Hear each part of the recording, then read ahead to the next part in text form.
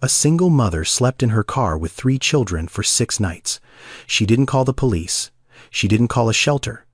She didn't call anyone. On the 7th night, a Billionaire's driver knocked on her window. But it wasn't for the reason she expected. What happened next would change both of their lives in ways neither of them was prepared for. Tamara Elise Okafor was 34 years old. She worked as a certified nursing assistant at Riverside Elder Care in Memphis, Tennessee. 5 days a week she clocked in at 7 in the morning, changed adult diapers, lifted patients twice. Her weight rubbed lavender lotion into hands that had forgotten how to hold things, and spoke softly to people whose own families had stopped visiting. She earned $14.50 an hour, no benefits, no overtime, no sick days she could actually afford to take. She had 3 children. Zion was 10, quiet, watchful. The kind of boy who noticed things other kids his age didn't notice, like when his mother skipped dinner and said she wasn't hungry, or when she checked her phone with that particular look that meant a bill was due and the money wasn't there. Zion carried things he never talked about. He'd learned early that silence was a kind of protection. Nala was 7. She drew constantly. Butterflies, houses, families standing in front yards with trees that looked like lollipops. She asked questions the way children do, without understanding that some of them didn't have good answers. Where's Daddy? When are we getting a dog? Can I have my own room someday? Isaiah was 3. He laughed at everything. He cried hard and forgave instantly. He had no idea what was happening around him, and Tamara intended to keep it that way for as long as she possibly could. Their father, Darnell, left when Isaiah was 4 months old. He didn't leave for another woman. He didn't leave because of drugs or crime or any of the things people assumed when they heard the story. He left because he said the pressure was too much. 3 kids, 1 income that wasn't enough, bills that multiplied faster than they could be paid. He said he needed space to figure himself out. He never came back. Tamara didn't waste energy hating him. Hate required time she didn't have. She had been doing this alone for almost 3 years now, waking up alone, problem-solving alone, falling asleep in the dark, running numbers in her head alone. She had gotten used to it the way a person gets used to a limp. You stop noticing after a while. It just becomes how you walk. The landlord sold the building on a Tuesday. Tamara found the notice taped to her door when she got home from a 12-hour shift. 30 days. The developer, no exceptions, no extensions. She called every affordable listing in Memphis that week. First month, last month, security deposit, $3,600 minimum for anything with 2 bedrooms and working heat. She had $312 in her checking account. She had already borrowed from everyone she could borrow from. There was no one left to call. On the last day of the month, she loaded what she could fit into her 2009 Honda Civic, 187,000 miles on the odometer, rust along the wheel wells, a crack in the windshield that had been there since before Zion was born. She folded the back seats down and laid out a thin blanket. 3 small backpacks, a bag of snacks from Dollar General, granola bars, juice boxes, animal crackers, baby wipes, a change of clothes for each child. That was everything. That car became their home. Her scrubs still smelled like the lavender lotion she rubbed into Mr. Henderson's hands every morning at Riverside. She still showed up to work, still smiled, still lifted, cleaned, comforted, and cared for people who had no idea that the woman gently adjusting their pillows had slept in a parking lot the night before. She organized life inside that car like a system. Zion sat in the front passenger seat once the younger ones fell asleep. Nala held Isaiah in the back on the folded blanket. Tamara slept last, always last, after checking every lock, after scanning every shadow outside the windows, after making sure each child was breathing evenly and covered and still. My kids don't know we're homeless, she told herself on the first night, staring at the Walmart parking lot, lights through the windshield. They think we're camping. She held on to that sentence like a rope over a canyon. As long as her children believed they were on an adventure, she hadn't failed them yet. The first night ended, then the second, then the third, each one a little harder than the last. Tamara Okafor was not a woman who asked for help. She was not a woman who cried in front of her children. She was not a woman who believed the world owed her anything. She was a woman who showed up every single day, regardless. That, as it turned out, was both her greatest strength and the reason no one knew she was drowning. The first night was almost manageable. Tamara pulled into the Walmart parking lot on Getwell Road at 9:45 in the evening. She chose a spot near the back, away from the entrance lights, but close enough to the main road that she wouldn't feel completely isolated. 3 other cars sat in the same stretch of lot. No one inside any of them looked up. In Memphis, people sleeping in parking lots were not unusual enough to notice. She turned off the engine. The heat died within minutes. Zion sat in the passenger seat, his backpack on his lap, watching her. He hadn't asked a single question since they loaded the car that afternoon. Not where they were going. Not why they weren't going to Auntie Lydia's. Not why Tamara had packed blankets instead of suitcases. He just watched. 10 years old and already fluent in the language of things that go unsaid. "We're going to do something fun tonight," Tamara said, keeping her voice bright and steady. "We're going camping. A little family adventure." Nala's face lit up from the back seat. "Like real camping, just like real camping," Tamara said. Isaiah clapped his hands because Nala was excited, and at 3 years old that was all the reason he needed. Tamara spread the blanket across the folded back seats. She arranged the backpacks as pillows. She tucked Nala and Isaiah together. Under the thickest cover she had a fleece throw from the apartment that still smelled faintly like home. She handed Nala a juice box and Isaiah a cracker and told them both a story about a bear who lived in the woods and hosted a party for all the forest animals every Friday night. Isaiah was asleep before the bear sent out invitations. Nala lasted until the raccoon brought potato salad. Then she was out too. Tamara sat in the driver's seat. The cold crept in slowly, first through the floor, then through the windows, then through her clothes. She pulled her jacket tighter. She locked the doors. She checked the mirrors. She did not sleep. Zion didn't sleep either. He sat in the passenger seat for a long time, staring out the window at nothing. Then he turned to her. "Mom." "Yeah, baby." He paused. She could see him choosing his words carefully, the way he always did. The way no 10-year-old should have to. "This is a nice camping spot," he said quietly. He knew. She knew. He knew. Neither of them said it. Night 1 ended with Tamara watching the parking lot lights flicker and thinking, one night. Just one night. We'll figure it out tomorrow. The second night was colder. Tamara drove to the same Walmart lot. Same routine. Same bright voice. Same story about the bear in the woods. This time the bear was teaching the squirrels how to bake a cake, and it was a disaster, and Nala laughed so hard she hiccuped. But at 2 in the morning, Isaiah woke up crying. Not the kind of crying that meant he wanted attention, the kind that meant he was cold, deep cold, the kind that settles into small bones faster than adult ones. Tamara took off her jacket. Her only jacket, a thin navy blue puffer she'd bought at Goodwill 3 winters ago. She wrapped it around Isaiah, tucking it under and around him until he looked like a small blue cocoon. He stopped crying. His breathing slowed. He pressed his face into the fabric and found sleep again. Tamara sat in the driver's seat in her scrub top. No jacket. No blanket. The temperature outside was 38 degrees. Inside the car, it wasn't much warmer. She wrapped her arms around herself and shivered until her jaw ached. She did not take the jacket back. She sat there, teeth clenched, arms locked around her own body, until the sky turned gray and the birds started up, and another night was behind them. "Mom, when are we going home?" Nala asked the next morning, rubbing sleep from her eyes. "Soon, baby. We're on an adventure." The words came out steady, practiced, airtight. The third night broke something. Tamara had parked in the Walmart lot again, same spot, same routine. The children were asleep by 9:30. She was just beginning to let her eyes close, just barely, when a sharp knock hit the driver's side window. She jumped. Her hand flew to the gear shift instinctively. Fight or flight, except there was nowhere to fly. A security guard stood outside, flashlight angled low. "Ma'am, you can't sleep here. Store policy." "I'm going to need you to move along." Tamara's heart hammered. She glanced at the back seat. Isaiah stirred but didn't wake. Nala shifted under the blanket. "Please," Tamara said quietly. "My kids are sleeping. We're not bothering anyone. We'll be gone first thing in the morning." The guard looked at the back seat. Something flickered across his face. Maybe sympathy. Maybe discomfort. Maybe both. But the answer was the same. "I'm sorry, ma'am. I don't make the rules. You need to move." Tamara started the engine.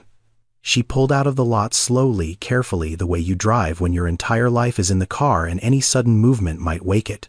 She drove through Memphis at 2 in the morning, past closed gas stations and empty intersections and buildings that had given up on being anything a long time ago.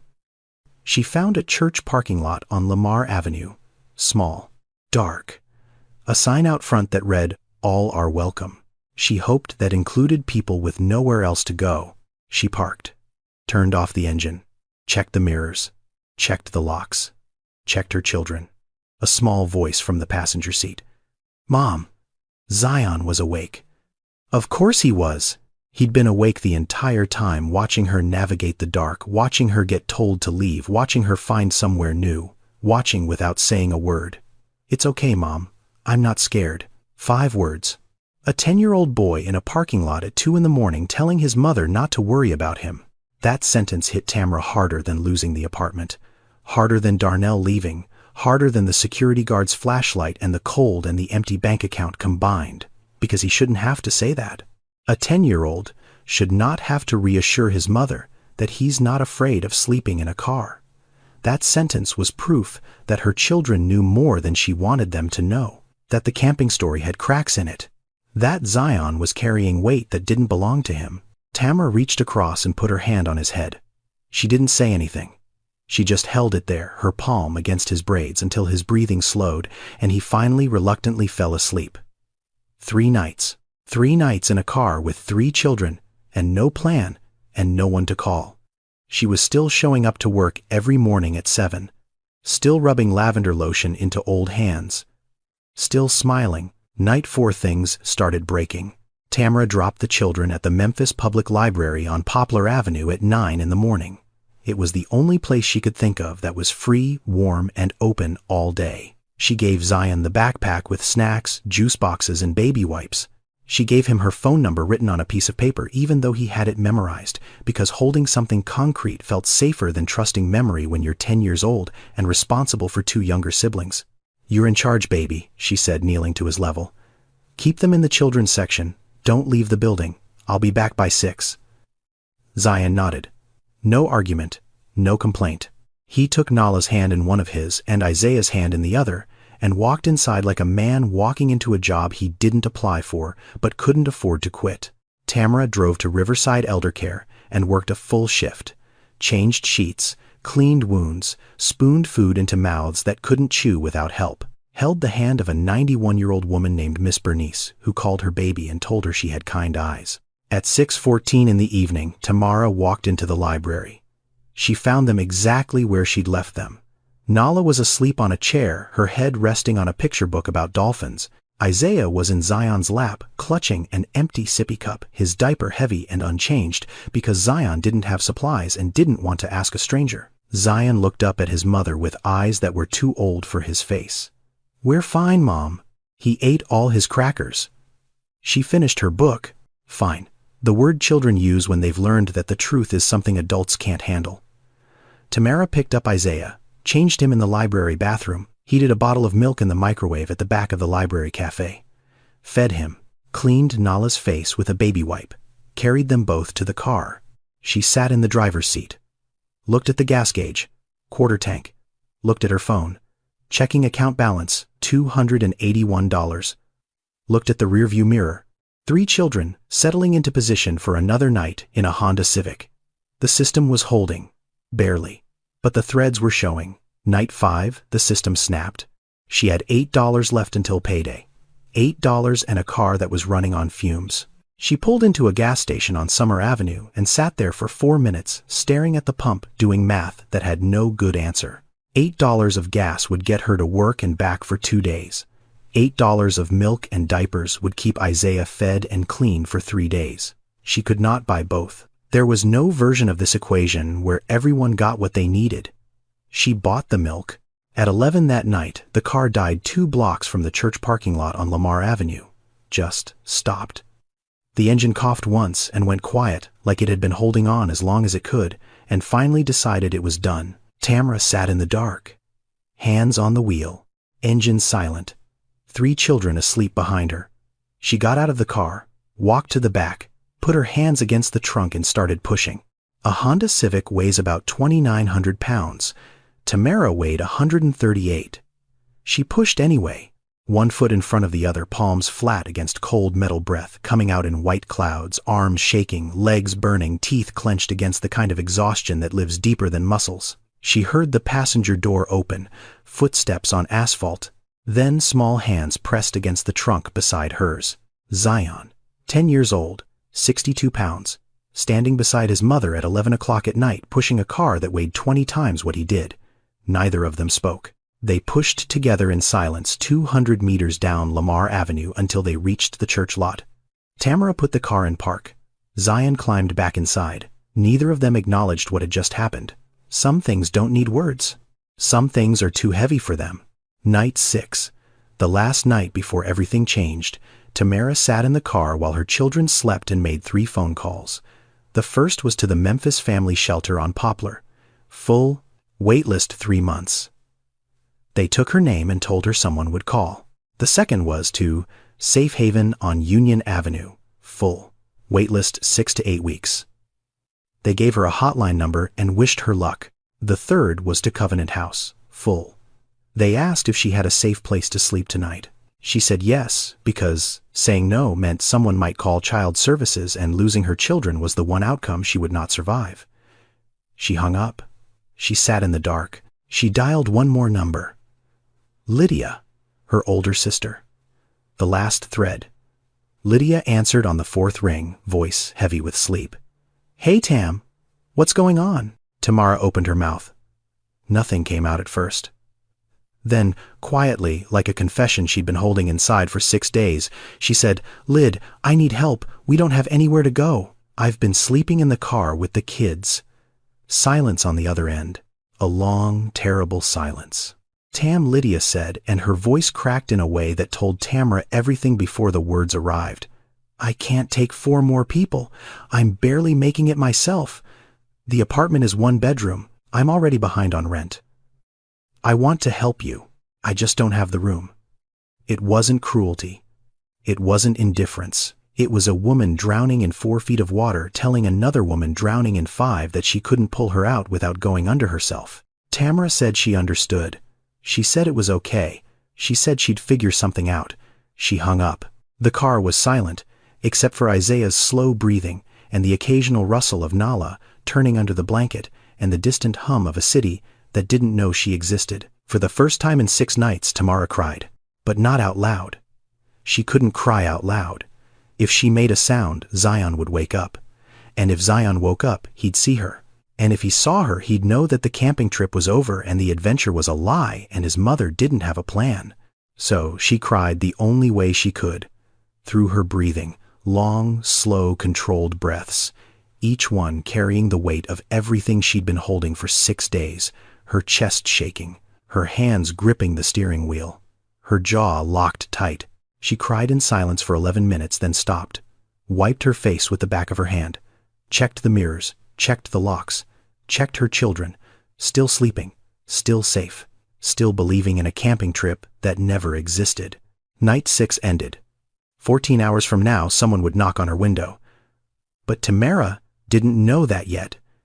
She only knew what she'd known for 6 nights, that she was alone, that the system had no room for her, and that tomorrow she'd wake up, wash her scrubs in a public restroom sink, dry them under a hand dryer, put on her name tag, and show up at Riverside Elder Care at 7 in the morning to take care of other people's families. Because that's what Tamara Okafor did. She showed up, even when no one showed up for her. 1,200 miles from that church parking lot in Memphis, in a penthouse on the 42nd floor of a glass tower overlooking downtown Atlanta. A man named Solomon Meki Adeyemi sat in an office that most people would call beautiful and felt absolutely nothing. He was 52 years old.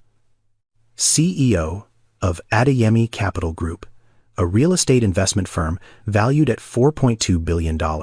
He owned commercial properties in 12 states, affordable housing developments in 6 cities, and 2 hotels that travel magazines wrote about using words like exclusive and visionary. His face had been on the cover of Black Enterprise twice. His name appeared in Forbes annually. His signature on a contract could rearrange the skyline of an American city. And none of it had meant anything to him in 3 years. Solomon grew up on the south side of Chicago in a two-bedroom apartment on 63rd Street that smelled like palm oil and bleach and the particular exhaustion of a woman working two jobs to keep one child alive. His mother, Foleka Adeyemi, worked nights as a nurse's aide at Cook County Hospital and days cleaning office buildings downtown. She left before Solomon woke and came home after he was supposed to be asleep. He heard her in the kitchen at midnight, shoes off, feet swollen, eating rice, standing up because sitting down meant she might not get back up. His father died when Solomon was 9. Heart attack on a construction site in Cicero. No life insurance, no savings. Just a funeral that Folek paid for with money she didn't have, and a boy who stopped being a child the moment he understood what gone meant. Solomon remembered one night with absolute clarity. He was 11. Folek picked him up from school in their car, a rusted Oldsmobile with a cracked dashboard and a passenger door that didn't lock right. She didn't drive home. She drove to the parking lot behind the grocery store on Halstead. She turned off the engine. She looked at him. "We're gonna sleep here tonight, baby. Just tonight." That night lasted 3 weeks. 21 days in a car that smelled like vinyl and cold air and his mother's perfume mixed with hospital disinfectant. Folek drove him to school every morning and told him not to tell anyone. She washed his uniform in the bathroom at the gas station. She braided his hair in the front seat using a comb she kept in the glove box. She never once cried in front of him, but he heard her. Late at night when she thought he was asleep. Small sounds, muffled, controlled. The sound of a woman trying to hold the world together with two hands and failing only in the dark where no one could see. Solomon never forgot that sound. He built his entire career on top of it. Every dollar he earned, every building he bought, every deal he closed was laid over that memory like concrete over a crack. Cover it, build on it, never go back. He'd succeeded. By every measure that mattered to the world, he'd succeeded beyond anything Folek could have imagined when she was reheating rice at midnight in a two-bedroom apartment on 63rd Street. He'd pulled himself out. He'd pulled his mother out. He'd put her in a 3-bedroom house in Hyde Park with a garden and a nurse and every comfort a 78-year-old woman could want. But 3 years ago, the thing he'd built cracked. His daughter, Amara, 29 years old, a registered nurse at Grady Memorial in Atlanta. Bright, stubborn, relentless. She had her grandmother's eyes and her grandmother's hands and her grandmother's absolute refusal to walk past suffering without stopping. Amara volunteered at 2 shelters. She spent her weekends there reading to children, helping mothers fill out housing applications, braiding little girls' hair the way Folek used to braid Solomon's in the front seat of that Oldsmobile. She told Solomon once sitting across from him in his office, with her feet up on his expensive desk, "Dad, you know what I love about nursing. You get to hold someone's hand on their worst day. Not fix it, just hold it." She died on a Wednesday. Car accident on Interstate 85. A truck driver fell asleep. It was that simple. It was that permanent. Solomon built 2 homeless shelters in her name, signed the checks, approved the designs, attended the ribbon cutting, shook hands, smiled for cameras. He never once stepped inside either building, because every woman in those shelters would look like Amara. Every child would sound like Amara. Every pair of hands holding a stranger's hand on their worst day would remind him of the daughter he couldn't hold on hers. So he helped from a distance, through systems, through foundations, through accountants and program directors and quarterly reports. He moved money toward suffering without ever having to look at it directly. It was easier that way, cleaner, safer. His driver, Clarence Jefferson, was the only person who saw through it. CJ was 61, former Marine, 14 years behind the wheel of Solomon's car. He'd served 2 tours in Iraq, come home to a country that didn't have a place for him, and spent 8 months sleeping in a van behind a gas station in College Park before Solomon hired him on the recommendation of a Veterans Affairs coordinator. CJ didn't talk much. He didn't need to. He had the kind of presence that made conversation optional. When he did speak, it landed. No filler, no performance. Just the blunt, unhurried truth of a man who'd already lost everything once and discovered that the world didn't end. He was the only person who ever called Solomon by his first name without being invited to. The only one who'd look him in the eye and say what no board member, no executive, no financial advisor would dare to say. CJ watched Solomon avoid those shelters for 3 years. Watched him sign checks and skip visits. watched him build something in his daughter's name and then refuse to stand inside it. He never said a word about it. Not once. He was waiting. For what exactly, he couldn't have told you. But he'd know it when he saw it. The Memphis trip was supposed to be routine. Solomon flew in on a Tuesday evening to inspect a mixed-use development his company was building on the edge of the medical district. 48 affordable housing units above a ground-floor grocery store. The kind of project that looked good in annual reports and made investors feel like they were doing something meaningful while still turning 7%. Solomon had approved the blueprints 6 months ago. He hadn't visited the site once. CJ picked him up at Memphis International in the black Escalade and drove east toward downtown. Solomon sat in the back, answering emails, not looking out the window. Memphis rolled past him unnoticed. The barbecue joints on Airways Boulevard, the boarded-up storefronts on Lamar, the church parking lots. He saw none of it. They finished the site visit by 9. Solomon wanted to go straight to the hotel. CJ took a different route. "I need gas," CJ said, turning onto Lamar Avenue. Solomon didn't look up from his phone. "Fine." CJ pulled into a Shell station 2 blocks from a small church with a sign out front that read, "All are welcome." He got out, swiped a card, started the pump. Then he stood there. Not pumping, not moving, just looking at something across the street. A Honda Civic sat in the church parking lot. Old, rusted wheel wells, cracked windshield. The windows were fogged from the inside. Condensation on every pane, the kind of fog that only forms when people are breathing inside a closed car for hours. CJ had seen that fog before. He'd made that fog himself. 8 months in a van behind a gas station in College Park, Georgia, breathing against cold glass every night until the windows looked like milk. He knew what he was looking at. He crossed the street slowly. Not rushing. The way you approach something fragile. The parking lot was dark, except for a single floodlight on the church wall that cast everything in pale yellow. He could see shapes through the fog. Small shapes. Children. And in the driver's seat, a figure sitting upright, arms crossed over her chest, not moving. CJ stopped beside the driver's side window. He stood there for a moment, close enough to hear the faint hum of breathing inside. Then he raised his hand and knocked. Gently. 2 knocks. The way you knock on a door you're not sure you should be opening. The figure in the driver's seat flinched hard. Her hand shot to the gear shift. Her body twisted toward the back seat, instinctively placing herself between the window and the shapes behind her. CJ stepped back. 1 full step. He raised both hands, palms open, fingers spread. He held them there, visible, unthreatening. The posture of a man who understood that a woman sleeping in a car with children had every reason to be afraid of anyone who came to her window in the dark. Through the fog, Tamara's face appeared. She wiped a small circle on the glass with her sleeve and looked out. Her eyes were red but dry, exhausted but alert, the eyes of someone who hadn't truly slept in 6 days. CJ didn't smile, didn't wave, didn't try to look friendly. He just stood there with his hands up and waited for her to decide whether to crack the window or start the engine. She cracked the window. 1 inch. "I'm not bothering anyone," she said immediately. Her voice was rough, automatic. The same sentence she'd said to the Walmart security guard 3 nights ago. "We'll be gone in the morning." CJ didn't move.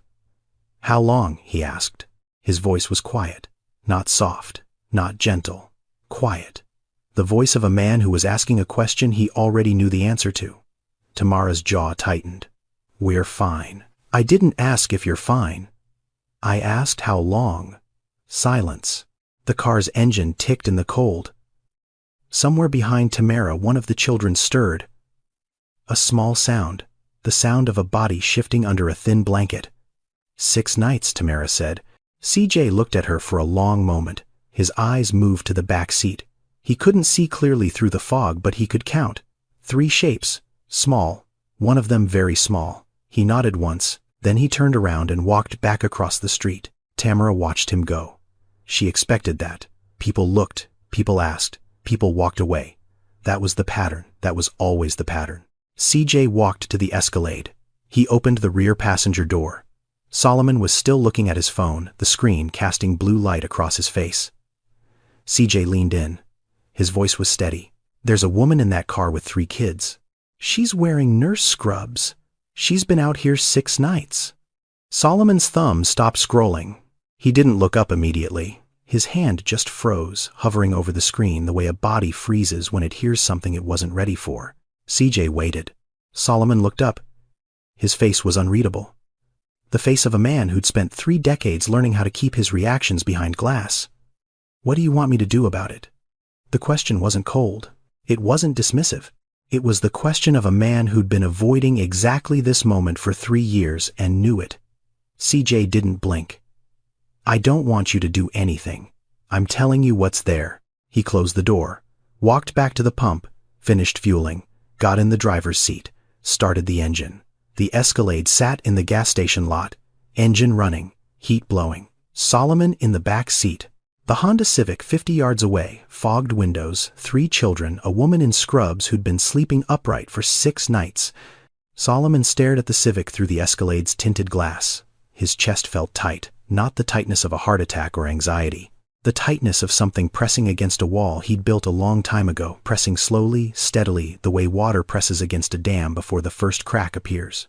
He thought about his mother, Full Lake in the Oldsmobile, the grocery store parking lot on Halstead. "We're gonna sleep here tonight, baby. Just tonight." He thought about Amara. Scrubs, shelter, holding someone's hand on their worst day. "Dad, you don't have to fix it. You just have to show up."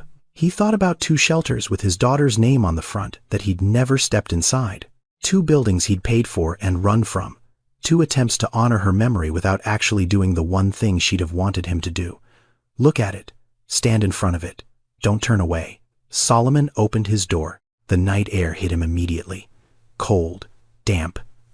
Memphis in late winter, the kind of cold that doesn't bite so much as settle getting into your clothes and staying there. His shoes, handmade Italian leather, touched asphalt that was cracked and oil-stained and nothing like the polished floors he walked on every day. He crossed the street. Each step felt heavier than the last, not because of the cold, because of what was on the other side. CJ watched from the Escalade. He didn't follow. He didn't need to. He'd done his part. He'd pointed. The rest was Solomon's. Solomon reached the Honda Civic. He stood where CJ had stood. He looked at the fogged windows. He could hear breathing inside. Small breaths. The breathing of children who'd learned to sleep in small spaces. He raised his hand, then stopped.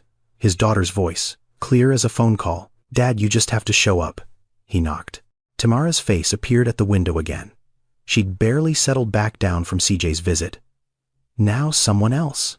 Her expression shifted from fear to confusion to the particular kind of wariness that comes from being disappointed so many times that hope itself becomes suspicious. She cracked the window again. Same inch. Solomon looked at her. She looked at him. 2 strangers in a church parking lot at 10:30 on a Tuesday night in Memphis, separated by 1 inch of open window and everything else. Solomon didn't introduce himself as a CEO. Didn't mention his company. Didn't reach for his wallet. He said the only thing that came to his mind, the only thing that felt true enough to say to a woman he didn't know who was sleeping in a car with 3 children. "My mother was a nurse too, CNA, at Cook County Hospital in Chicago. She worked nights." Tamara blinked. Whatever she'd expected him to say, it wasn't that. Solomon continued, his voice low, unhurried. "She raised me alone after my father died. There was a stretch when I was about 11 where we slept in her car for 3 weeks. A parking lot behind a grocery store. She told me it was just for 1 night." He paused. The memory moved through him like cold water. "It wasn't 1 night." Tamara stared at him. Her hand, which had been gripping the window crank, loosened slightly. Not trust. Not yet. But the absence of immediate fear, which was as close to trust as a woman in her position could get. "Why are you telling me this?" she asked. "Because I heard you've been out here 6 nights, Solomon said. "And I know what night 7 feels like when there's no night 8 planned." Tamara's throat moved. She didn't speak. Solomon reached into his coat. Not for a wallet. For a business card. Thick paper.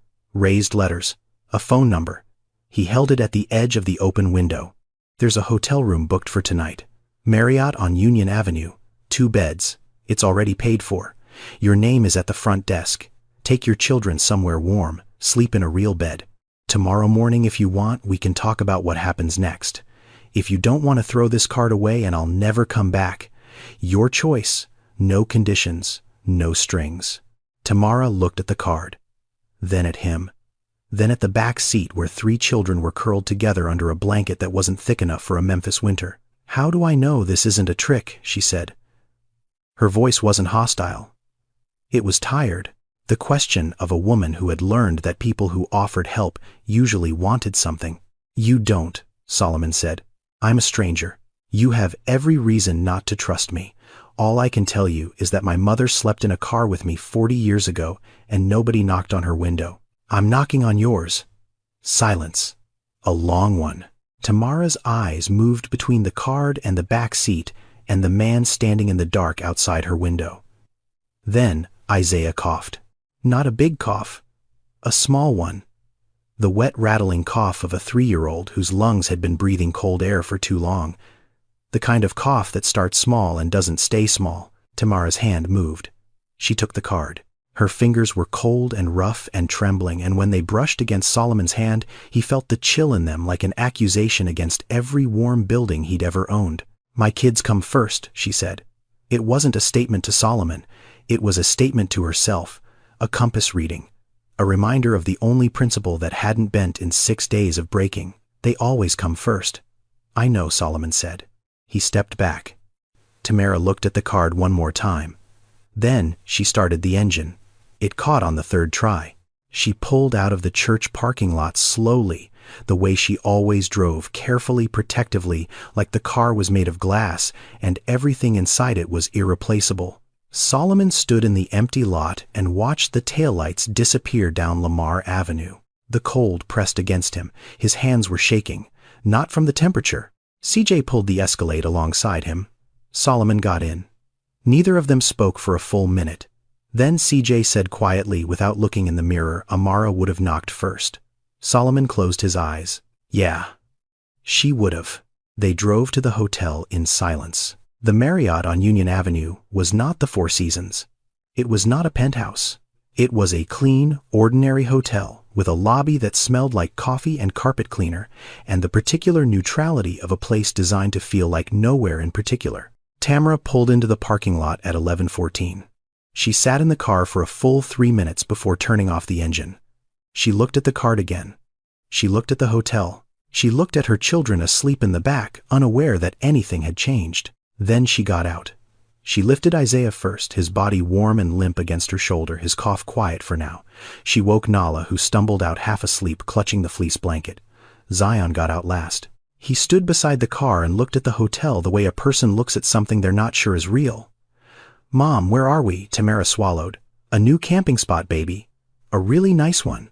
Zion looked at her. He didn't believe her, but he picked up the backpack and followed her inside because that's what Zion did. He followed his mother even when the map didn't make sense. The woman at the front desk found the reservation immediately. Okafor, 2 queen beds, prepaid. She handed Tamara 2 key cards and pointed toward the elevator with a smile that was polite and professional, and had no idea what those key cards meant to the woman receiving them. The room was on the 4th floor, room 412. Tamara opened the door and stood in the doorway. 2 beds, white sheets, pillows that weren't backpacks, a heater humming warm air through a vent near the ceiling, a bathroom with a door that closed, a bathtub, soap, towels, light that came from a lamp instead of a street light. Nala walked in first. She touched the bed like it might disappear. Then she saw the bathroom. "Mama, there's soap. Like real soap, not the gas station kind." She said it with the wonder of a child discovering something extraordinary because, for a 7-year-old who'd been washing her face with baby wipes for 6 days, a bar of hotel soap was extraordinary. Isaiah squirmed out of Tamara's arms and crawled onto the nearest bed. He sank into the mattress. His body relaxed in a way Tamara hadn't seen in almost a week. Every muscle letting go at once. He was asleep in 30 seconds. The fastest he'd fallen asleep since the apartment. Because for the first time in 6 nights, the surface beneath him wasn't a car seat covered with a thin blanket. It was a bed. A real bed. The kind of thing most people never think about because they've never had to. Zion walked in last. He set his backpack on the floor. He looked at the room. The beds. The lamp. The curtains. The heater. Then he sat down on the floor, back against the bed, knees up. And he cried. Not loud. Not dramatic, just tears running down his face in two quiet lines, while his shoulders shook, and his hands gripped his knees, and 6 nights of being brave finally found somewhere safe enough to end. Tamara sat down beside him. She didn't say it's okay. She didn't say don't cry. She didn't say anything. She put her arm around him and pulled him close and held him the way she'd wanted to hold him for 6 nights, but couldn't, because holding him meant admitting they needed holding, and admitting that meant the camping trip was over. The camping trip was over. They sat together on the floor of room 412 at the Marriott on Union Avenue, while Nala explored the bathroom, and Isaiah slept on a real mattress, and the heater pushed warm air into every corner of a room that felt for the first time in 6 days like the world had walls. Outside in the Escalade parked in the hotel lot, CJ called Solomon. The kids are inside. They're warm. Solomon sat in his hotel room 12 blocks away, phone pressed to his ear. Good, he said. He hung up. He sat on the edge of his bed, a room that cost $340 a night with sheets that thread count advertisements were written about in a hotel he partially owned. And for the first time in 3 years, Solomon Meki Adeyemi cried, not the controlled private grief he'd learned to manage. The other kind. The kind that starts in your stomach and rises through your chest and comes out as a sound you don't recognize as your own. He wasn't crying for Tamara. He wasn't crying for her children. He was crying for Amara, for the daughter who would have been the first person to cross that street and knock on that window. For 3 years of building shelters he couldn't enter and signing checks that kept his hands clean and his heart untouched. For the distance he'd put between himself and every person who reminded him of what he'd lost. Amara's voice. Clear, steady. The way she always sounded when she was telling him something he didn't want to hear. Dad, you don't have to fix it. You just have to show up. He'd shown up tonight. For the first time in 3 years. And it had broken him open in exactly the way he'd been afraid it would. But broken open, he was starting to realize, was not the same as broken. Solomon arrived at the Marriott at 9 the next morning. He carried 2 cups of coffee and a bag from a bakery on Beale Street. Muffins, croissants, a chocolate chip cookie the size of a child's face that he'd picked specifically because he imagined a 7-year-old would find it extraordinary. He was right. Nala held the cookie with both hands and looked at it like it contained the secrets of the universe. Tamara opened the door wearing the same scrubs from last night. She'd washed them in the hotel bathroom sink and dried them over the heater vent. They were wrinkled but clean. Her face was different, not transformed, not glowing, just straighter. The posture of a person who'd slept horizontally for the first time in a week. Small difference, enormous distance. She took the coffee with both hands, held it close, inhaled the steam the way a person inhales a memory they thought they'd lost. Real coffee, she said quietly. From an actual place. I forgot what that smelled like. They sat at the small table by the window while Isaiah played with the TV remote and Nala ate her cookie in methodical bites, saving the chocolate chips for last. Zion sat on the bed watching Solomon with steady evaluating eyes. Not hostile, not afraid, just watching, the way he always watched, measuring. Solomon didn't start with a plan. He started with a question. Tell me what happened. Tamara set down her coffee. She looked at him for a moment, deciding how much to give a stranger. Then, she decided that a man who'd told her about his mother sleeping in a car at a grocery store parking lot had already given her something, and maybe she owed him the same honesty back. She told him everything. The landlord selling the building. The 30-day notice. The math that didn't work. $14.50 an hour, $3,600 to move $312 in the bank. The Walmart parking lot. The security guard. The church. The library. The milk or gas decision. Pushing the car at 11 at night. The shelters that were full. The sister who couldn't help. She told it all without self-pity. Without performance. Just facts laid out in order. The way a nurse charts a patient's decline. Clinical. Clear. Exhausted. You know what the worst part is, she said, looking down at her coffee. It's not being homeless. It's that I did everything right. I went to work. I paid my bills. I raised my kids. I didn't do drugs. I didn't make bad decisions. I just didn't make enough money. And somehow that's enough to end up in a car. She paused. You start thinking it's your fault. That you missed something. That if you'd been smarter or worked harder or saved more, this wouldn't have happened. And you know that's not true. But knowing and feeling are two different things. Solomon looked at her. He didn't say, I understand. He didn't say, it's not your fault. Those were things people said to make themselves feel better about someone else's pain. Instead, he said, my mother said the exact same thing. Almost word for word. She told me once years later that the hardest part of sleeping in that car wasn't the cold, it was believing she deserved it. Tamara met his eyes. For the first time, something passed between them that wasn't gratitude or charity or the awkward distance between someone who has and someone who doesn't. It was recognition. The specific, quiet recognition of two people who've lived in the same room just 40 years apart. Solomon set down his coffee. I'm going to say something, and I want you to hear all of it before you respond. Can you do that? Tamara nodded. I'm not offering you money. I'm not offering you a handout. I'm not trying to save you. You don't need saving. You need a foundation, something solid to stand on so you can start building again. Here's what I can offer. 90 days. An apartment in one of the affordable housing units my company manages here in Memphis. Subsidized, not free. Childcare through a program we partner with, so you don't have to leave your children in a library. And time. Time to get your LPN certification. You're a CNA making $14.50 an hour. LPNs in Memphis start around $24–25 an hour with benefits. There are accelerated programs, 12 weeks. You're already halfway qualified. You just need the space to finish. He paused. I'm not giving you a new life, Tamara. I'm giving you 90 days to build one. What you do with it is entirely up to you. Tamara stared at him. Her mouth opened, closed, opened again. Why? She said. Out of all the people in this city, sleeping in cars right now, why me? Solomon looked at Zion sitting on the bed, still watching, still measuring.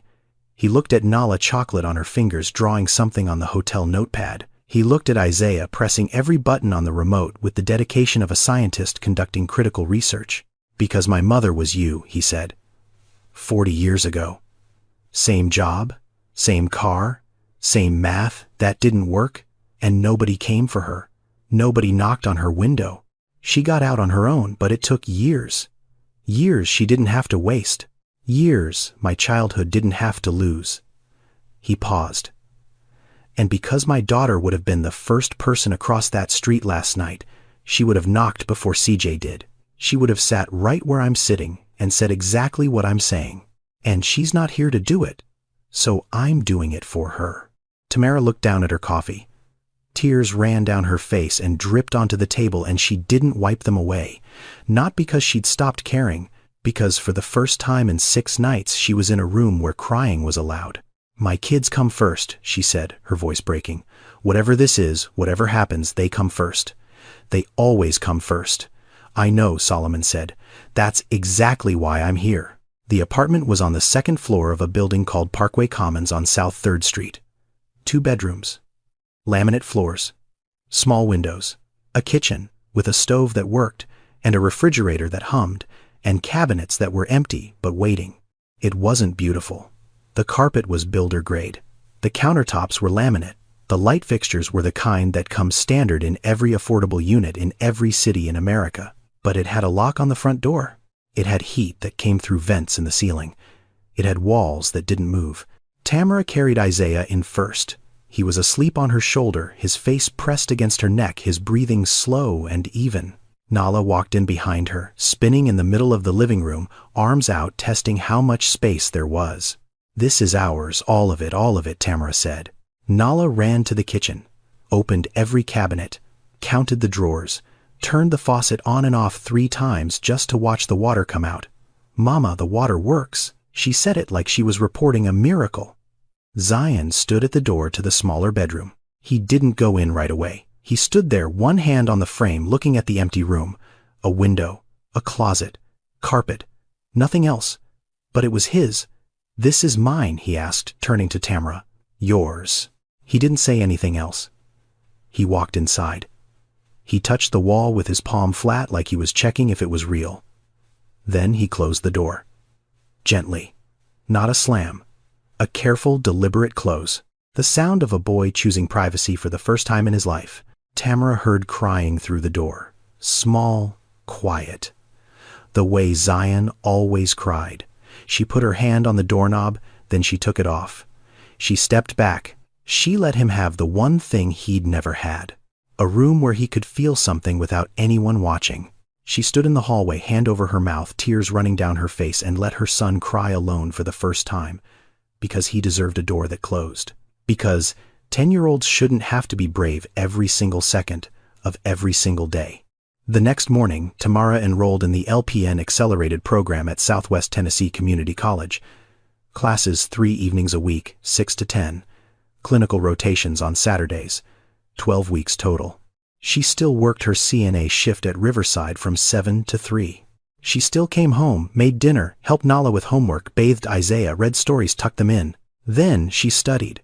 At the kitchen table with a cup of coffee that got cold while she memorized medication dosages and practiced charting and learned the things that separated $14.50 an hour from $25. CJ drove the children to school and daycare every morning. Solomon had arranged it without being asked. CJ pulled up in the Escalade at 7:45, helped Isaiah into his car seat, waited while Nala buckled herself in, nodded at Zion. They rode in comfortable silence. CJ didn't ask questions. The kids didn't explain. It was a routine that built itself in the space between need and dignity. Tamara was exhausted. But it was a different kind of exhaustion now. The kind that comes from building something instead of surviving something. The kind that has a direction. She fell asleep at the kitchen table twice in the first week, forehead on her textbook, pen still in her hand. Both times she woke up with a blanket over her shoulders that she hadn't put there. Zion. Of course it was Zion. Solomon visited once that first month. He brought a picture book about oceans for Nala, a set of building blocks for Isaiah, a gift card for the bookstore on Union Avenue for Zion, because Zion was the kind of kid who'd rather pick his own book than be handed one. Nala showed Solomon around the apartment like a real estate agent conducting a tour. This is the kitchen. This is where Mama studies. This is my room. I share with Isaiah, but that's okay because he's small. Then she handed Solomon a piece of paper. A drawing. 4 figures standing in front of a house. A woman in blue scrubs. A tall boy. A smaller girl with butterflies in her hair. A baby. And next to them, a tall man in a suit drawn slightly apart but clearly part of the group. Nala had written at the top in careful 7-year-old handwriting, "My family and Mr. Solomon." Solomon looked at the drawing. He smiled. He said thank you. He folded it carefully and put it in his coat pocket. Then he walked to the Escalade, sat in the back seat and didn't move for 10 minutes. CJ sat in the driver's seat. He didn't start the engine. He didn't ask what was wrong. He didn't look in the mirror. He just sat. Because CJ knew. The drawing had 4 figures and 1 tall man. Amara would have been the 5th. Amara would have been the one kneeling beside Nala, adding more butterflies. Solomon pressed the drawing flat against his knee with both hands, smoothed the creases, and stared at it until the faces blurred. Some gifts break you open from the inside. A 7-year-old girl who'd been sleeping in a car 2 weeks ago had just drawn a family portrait that included a man she'd met twice. She'd given him something no amount of money could buy. A place in a picture. A belonging. And the empty space where Amara should have stood burned like a wound that had never been allowed to scar. 6 weeks in, Tamara was halfway through her LPN program. Scores in the top 10%. Clinical evaluations excellent. Her instructor told her she had the hands of someone who'd been doing this work for years. She did. She'd been doing it for years. She just hadn't been paid for the skill level she actually operated at. She came home on a Tuesday evening and found a woman sitting on the hallway floor outside apartment 114, 1 floor below hers. The woman was young, maybe 28. She had 2 children with her, a boy around 4 sitting quietly beside her holding a stuffed bear with 1 arm missing, a baby girl maybe 8 months sleeping in a car seat on the hallway floor. The woman's eyes were red. She wasn't crying anymore. She'd already finished. Her face had the look Tamara recognized instantly, the look of someone who'd run out of options and was sitting in the first place that felt like it had walls. Tamara knelt down. "Hey. You okay?" The woman looked up, startled, guarded. The same way Tamara had looked at CJ through a fogged window 7 weeks ago. "We're fine," the woman said. Tamara almost smiled. Almost. Because she knew exactly what that word meant when spoken by a woman on a hallway floor with 2 children and nowhere to go. "I didn't ask if you're fine," Tamara said gently. "What's your name?" "Keturah." "Keturah Williams." Tamara sat down on the floor beside her. Right there in the hallway, back against the wall, 2 women who didn't know each other sitting on cheap carpet in a building that was supposed to house people who had nowhere else. "I'm Tamara. I live upstairs." "How long have you been here?" Keturah's jaw tightened. "Since this morning. We got evicted last week. I've been staying at the waiting room at Regional Medical. They let you sit in the chairs overnight if you don't cause trouble." Tamara looked at the boy with the one-armed bear, then at the baby sleeping in the car seat, then at Keturah, whose hands were shaking the way hands shake when they've been gripping something invisible for too long. "Have you eaten?" Keturah hesitated. That hesitation said everything. That night Tamara cooked rice and beans and cornbread. Nothing fancy. The food of people who know how to make $1 stretch across 4 plates. She carried it downstairs in a pot with a towel wrapped around the handle. Keturah ate slowly, like someone who'd forgotten that food could be warm. Her son ate fast, the way children eat when they're not sure when the next meal is coming. The baby slept through it. Over the next 2 weeks, Tamara did what no one expected. She split her food stamps. Not evenly. She couldn't afford evenly. But she cooked extra portions 3 nights a week and brought them down. She called CJ and asked carefully, respectfully, if there was room in the daycare arrangement for 2 more children. CJ didn't ask Solomon first. He made the call himself. And on Sunday nights, the only night Tamara didn't work and didn't study, she sat with Keturah at the kitchen table and helped her fill out housing assistance applications. Form after form. Emergency housing. Section 8. Rapid rehousing. The same forms Tamara had filled out 8 weeks ago. The same system that had told her waitlist, waitlist, waitlist. But this time, Keturah had someone sitting beside her, pointing at the right boxes, explaining the language, translating bureaucracy into something a 28-year-old mother could actually navigate. Solomon found out through CJ. Not because CJ reported it. Because Solomon asked how Tamara was doing and CJ told the truth. She's feeding another family, splitting what she's got, spending her 1 night off filling out paperwork for a woman she met in the hallway 2 weeks ago. Solomon drove to Memphis the following weekend. He sat across from Tamara in her kitchen while Isaiah napped, and Nala colored at the table, and Zion read in his room with the door closed. "You barely have enough for yourself," Solomon said. "Why are you giving to someone else?" Tamara looked at him.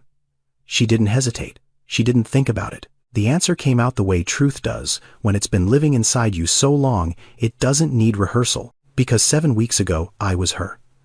And somebody knocked on my window. I can't walk past her window and pretend I don't hear the same sound. Solomon sat with that. He sat with it for a long time. Tamara continued, "You want to know the difference between charity and what CJ did that night. Charity is giving something you won't miss. CJ gave me something that cost him nothing but meant everything. He gave me the knowledge that someone saw me. That I wasn't invisible. That a stranger could look at a fogged-up window and care enough to knock." She paused. "Keturah's kids are the same as mine. They're not different. They're not less. They're just stuck in the same system I was stuck in, and the only thing standing between them and a floor to sleep on is someone who remembers what it felt like to not have one." Solomon looked at Nala's drawing still pinned to the refrigerator. 4 figures and a tall man. He looked at the pot on the stove with tomorrow's leftovers already portioned into containers. 2 for upstairs, 2 for downstairs. He looked at Tamara Okafor, 34 years old, CNA, making $14.50 an hour halfway through an LPN program, raising 3 children alone and feeding a stranger's family with food she couldn't spare because someone had knocked on her window, and she decided that kindness wasn't something you received and kept. It was something you received and passed on. If this moment is hitting you, subscribe for more stories like this. Now let's continue. 2 days after that conversation, Solomon flew back to Atlanta. He didn't go to his office. He didn't go to his penthouse. He told CJ to take him to Broad Street, to the Amara Adeyemi family shelter. CJ pulled up to the curb. He didn't turn off the engine. He looked in the mirror. "You want me to come with you?" "No," Solomon said. He stared at the building through the window. The sign above the door, his daughter's name in gold letters on a blue background. 3 years old, that sign. He'd approved the font, he'd approved the color, he'd approved everything from the outside. He'd never seen it from the inside. He got out. CJ stayed. The front door was glass with a security buzzer. Solomon pressed it. A woman's voice came through the speaker, warm and tired. "Can I help you?" "My name is Solomon Adeyemi. I'd like to come in." A pause. Then the door buzzed open. The lobby smelled like floor cleaner and cooked food and the particular warmth of a building that runs all day because the people inside it have been cold for too long. A front desk with a sign-in sheet. A hallway with rooms on either side. A common area at the end with couches and a television and a bookshelf and a rug with cartoon animals that was worn thin from children's feet. On the wall behind the front desk was a corkboard. Volunteer photos, staff schedules, donation acknowledgments. And in the center, a framed 8x10 photograph, Amara Adeyemi. Scrubs, stethoscope around her neck. That smile, the one that made everyone who saw it feel like they'd been noticed by someone who actually cared. Below the photo, a small brass plaque. In loving memory of Amara Adeyemi, who held hands and hearts in equal measure. Solomon stood in front of that photograph. He didn't move. His hands hung at his sides. His breathing was slow and deliberate, the kind of breathing a person does when they're trying to stay inside their body instead of running out of it. The shelter director appeared beside him, a woman in her 50s with reading glasses pushed up on her forehead and a lanyard with too many keys. "Mr. Adeyemi, we've been hoping you'd visit." Solomon didn't look away from the photograph. "I should have come sooner." She nodded. She didn't argue. She didn't tell him it was okay. She just stood beside him and let the sentence exist. "Your daughter sat in that corner every Thursday evening," the director said, pointing to a spot near the bookshelf. "She'd bring her own books. Picture books mostly. The kids would line up. She'd read to them for an hour, sometimes 2. She did the voices. Animals, monsters, princesses. She did them all." Solomon's chest tightened. "There was one girl," the director continued. "Destiny. 4 years old when Amara started volunteering. She called Amara Miss Sunshine. Every Thursday she'd wait by the door starting at 3 o'clock, even though Amara didn't arrive until 6. She just wanted to be first in line." Solomon swallowed. He didn't trust his voice. "Destiny is 7 now. She's still here. She still talks about Miss Sunshine." Solomon looked at the corner. A small chair. A rug. The bookshelf. He could see her there, not as a memory, as a presence. Amara sitting cross-legged on that rug, a picture book open on her knees, doing a voice for a grumpy bear that made a little girl laugh. He walked to the chair. He sat down. It was small, made for someone much younger or much shorter. His knees came up too high. He didn't care. He sat in his daughter's chair in his daughter's shelter in the corner where she'd spent her Thursday evenings doing the one thing she loved most, holding someone's hand on their worst day. He spoke to the photograph on the wall, quietly, barely above a whisper. Not for anyone else, just for her. "I'm here, baby girl. I'm sorry it took me so long." He sat in that chair for 23 minutes. The director left him alone. The hallway hummed with the sounds of a shelter going about its evening, dishes clattering in the kitchen, a television playing cartoons, a child's laughter from somewhere down the hall. Solomon didn't cry. He'd done his crying. This wasn't grief. This was something else, something quieter and harder and more important than grief. This was arrival. 3 years of running. 3 years of building walls between himself and every person who reminded him of what he'd lost. 3 years of signing checks and skipping visits and telling himself that distance was the same as strength. It wasn't. Distance was just distance. And strength, real strength, was sitting in a too small chair in a shelter that smelled like floor cleaner and letting yourself remember the person you loved without flinching. Amara's voice one last time, clear as a bell. "Dad, you don't have to fix it. You just have to show up." He'd shown up. He was here. And for the first time in 3 years, that was enough. Tamara passed the NCLEX PN on a Thursday afternoon. She was sitting in the testing center on Poplar Avenue, staring at the screen when the words appeared. "Congratulations. You have passed."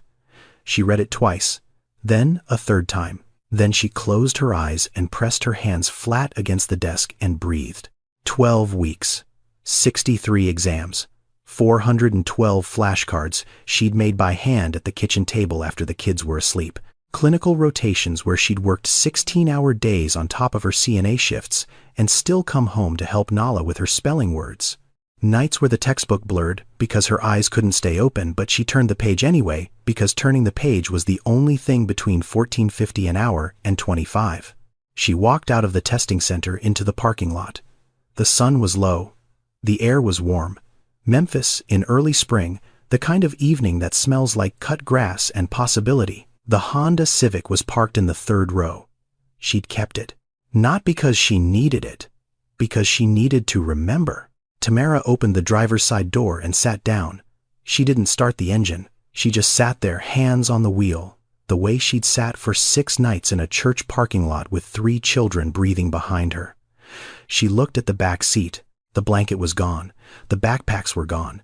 The snacks from Dollar General were gone. But the seat was the same. The crack in the windshield was the same. The smell faintly underneath everything else was the same. She sat there for a long time. "We made it," she said, out loud, to no one, to everyone, to the woman she'd been 12 weeks ago who didn't know if she could do this, to the woman she'd been 6 nights in who thought the world had run out of room for her, to her grandmother who'd cleaned houses in Nashville for 40 years and never complained, to Zion who'd pushed a car in the dark without being asked, to Nala who'd drawn a family with butterflies and included a man she'd met twice, to Isaiah who laughed at everything because he didn't know yet that the world could be cruel. We made it. The following Monday, Tamara started her new position, licensed practical nurse at Memphis Regional Medical Center, $24.80 an hour. Full medical, dental, and vision benefits for herself and 3 dependents. A fixed schedule, day shift, 7 to 3:30, home before the kids got back from school. For the first time in her life, Tamara Okafor had health insurance. For the first time, a doctor's visit for Isaiah's cough didn't mean choosing between medicine and groceries.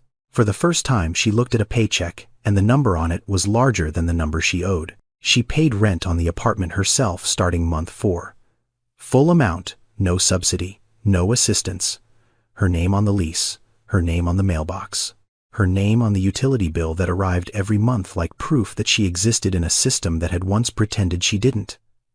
Solomon called when he found out she'd declined the continued support. He wasn't surprised. He'd expected it. "You don't have to do this alone," he said.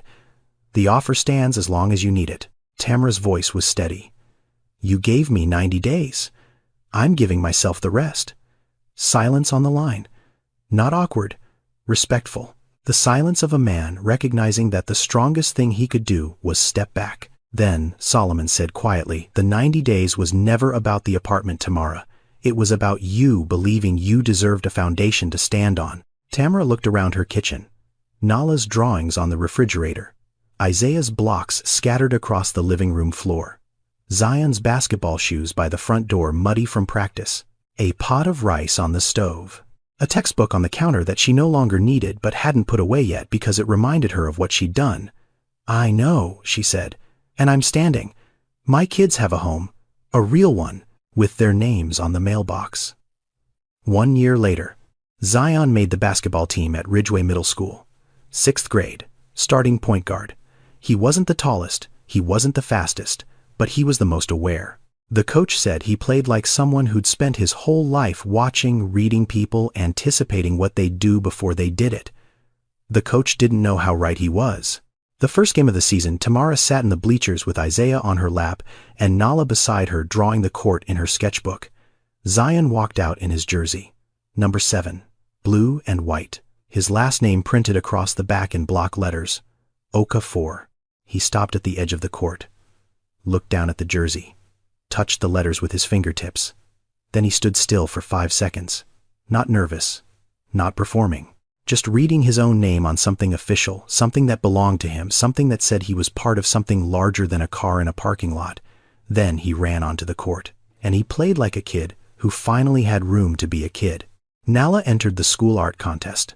The theme was home. She worked on her piece for 2 weeks at the kitchen table using colored pencils. Tamara bought her from the art supply store on Highland, not Dollar General, not the cheapest option, but the good ones, because Nala had earned the good once. The drawing showed a Honda Civic. 4 people inside. A woman in the driver's seat, a boy in the passenger seat, 2 smaller figures in the back, one holding a stuffed animal, stars through the windshield, and written across the bottom in Nala's careful handwriting, "Home is where Mom is." She won 2nd place. The ribbon hung on the refrigerator, next to the drawing she'd given Solomon a year ago. 2 pictures of home, one drawn from a car, one drawn from a kitchen table. The distance between them was 90 days and 1 knock on a window. Isaiah started pre-K in September. He was 4 now, loud, fearless, completely unaware that 18 months ago he'd been sleeping in a car seat in a church parking lot. On his first morning, he clung to Tamara's leg at the classroom door and refused to let go. His teacher knelt down and offered her hand. Isaiah buried his face in Tamara's knee. Tamara knelt beside him. She took his face in both hands, looked him straight in the eyes. "Mama will be right here when you come back. I promise. Mama always comes back." Isaiah studied her face the way 3-year-olds do, looking for the truth behind the words.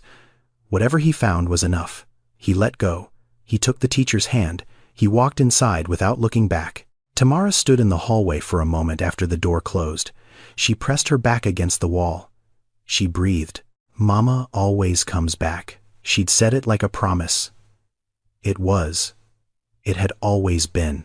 Through 6 nights and 3 shelters that said no, and a sister who couldn't help, and a car that ran out of gas, and a parking lot where nobody came, she always came back. 3 floors below Tamara's apartment, Keturah Williams had her own lease now. 2-bedroom unit.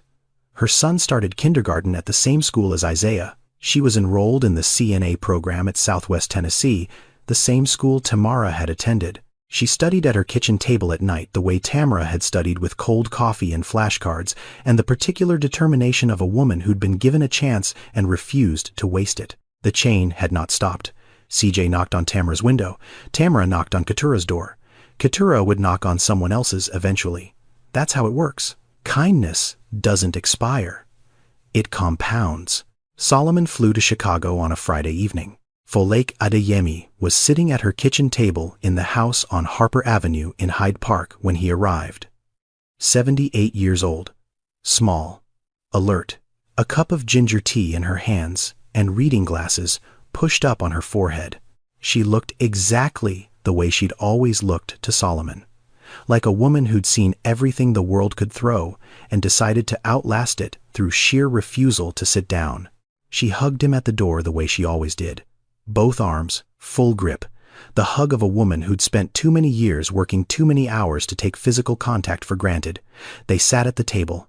Solomon told her about Tamara, about the Honda Civic and the 3 children and the church parking lot and the 6 nights, about CJ crossing the street, about the hotel, about the 90 days and the LPN program and the apartment and Keturah and the chain. Folake listened without interrupting. She held her tea with both hands and watched her son's face as he spoke the way she'd watched him since he was a boy, reading what lived behind his words. When he finished, she was quiet for a long time. "You remember the parking lot," she said.